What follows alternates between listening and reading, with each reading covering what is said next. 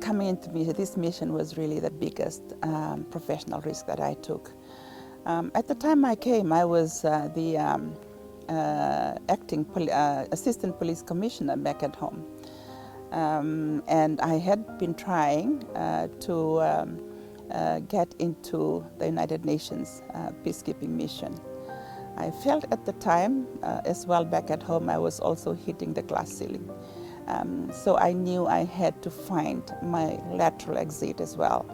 And United Nations was one of my, I kept my eye on it.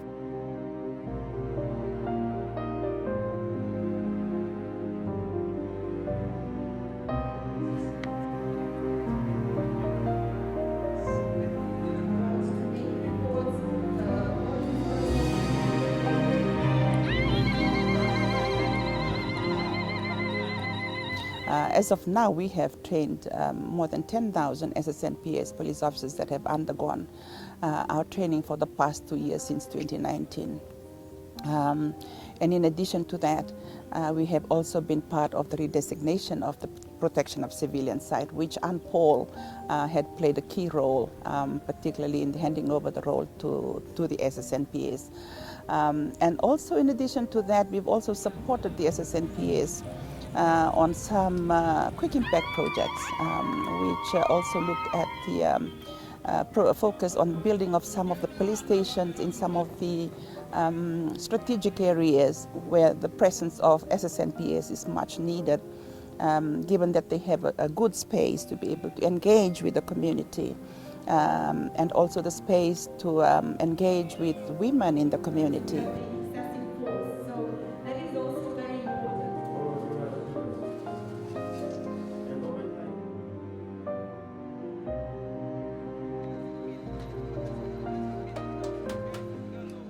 Before I assumed the position of police commissioner, I was first an individual police officer.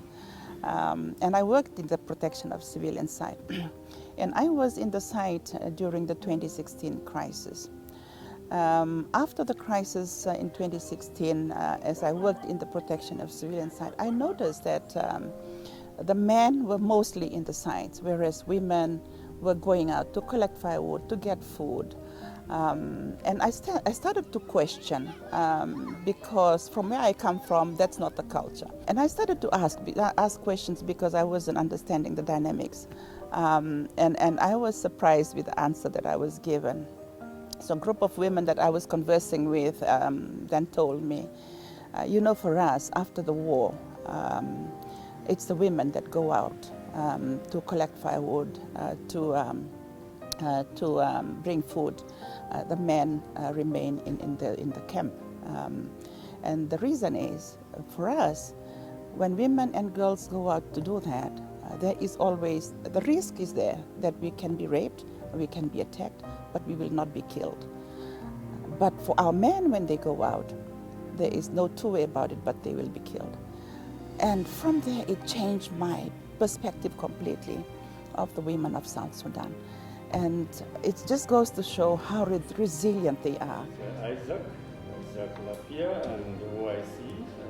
Police stations that we identify, particularly in the areas. I feel emotional intelligence is something that we must really learn, and I have learned also in the mission, and it really is very prominent, and also particularly for us as women leaders. We have a lot of it, emotions, but how you use it to enhance your leadership ability is very, very important. You will be able to build a good team, a team that is formidable, and team that comes together and be able to work together. You'll also be able to make good decisions because you know the environment around you, you know yourself, and you're able to relate. So empathy is very much part of it as well.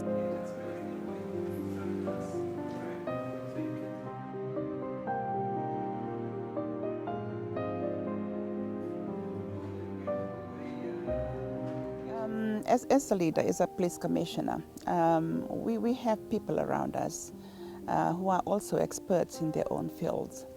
And that's one of the aspect of leadership that I've learned over time, to consult. I know time can be of essence in some of the situations, but as much as I do, try to get the advice of those around me.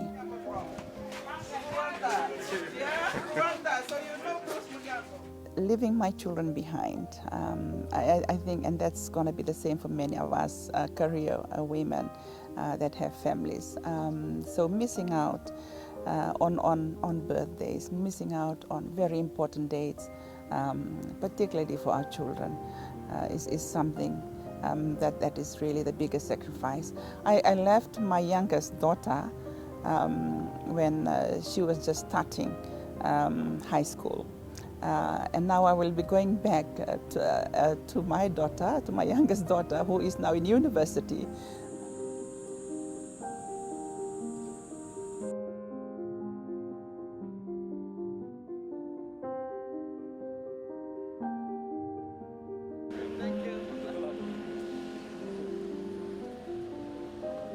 The voices of women needs to be heard. The voices of women needs to be included in the process. We bring to the table a lot of dimension that may not be there if we are not there, and which will enhance a peace in the community. And women are also naturally peace builders. We do that all the time within our homes. So it's very important that women are included at the table in terms of peace talks, in terms of peace implementation and peace building. Every aspect of the way women needs to be included, and we are also more than 50% of the community, and that's why our voices are very important in the process as well as the implementation too.